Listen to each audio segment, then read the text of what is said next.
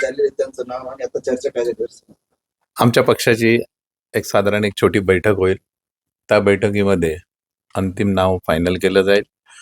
DCM साहेबांचे सन्माननीय एकनाथजी शिंदे साहेबांचा आदेश आणि दोन्ही महायुतीच्या माध्यमातून पुढे भगवा फडकावा यासाठी आमचा प्रयत्न आणि विकासाचं राजकारण या दोन्ही गोष्टी साध्य करून आम्ही पुढे जाणार आहोत. लवकरात लवकर शितोडे साहेबांनी जसं सांगितलं त्या पद्धतीने आम्ही थोड्या वेळात आमच्या नावाची घोषणा करू.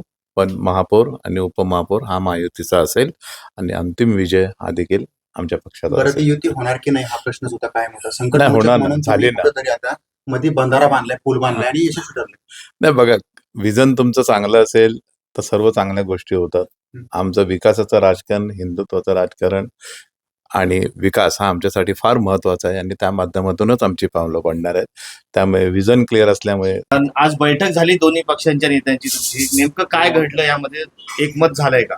आज छत्रपती संभाजीनगरचा महापौर आणि उपमहापौर ठरवण्याचा फॉर्म भरण्याचा शेवटचा दिवस आहे आणि आपण पाहता की शिंदे सेना, शिवसेना असेल आणि आम्ही असू, तर आम्ही राज्यामध्ये हिंदुत्व आणि विकासाच्या मुद्द्यावर एकत्र आहोत. तसं शहरातही आम्ही एकत्र आहोत आणि आज जे दोन्ही फॉर्म भरायचे आहेत तर त्यामध्ये सगळ्या आमच्या प्रदेशाकडून आलेल्या सूचनेनुसार शिंदे सेनेने उपमहापौर पदचा फॉर्म भरावा आणि भाजपने महापौर पदाचा फॉर्म भरावा असं निश्चित करण्यात आलेलं आहे आणि त्यासाठीच शिवसेनाचे माननीय निरीक्षक विलासजी पारकर साहेब इथे आलेले आहेत.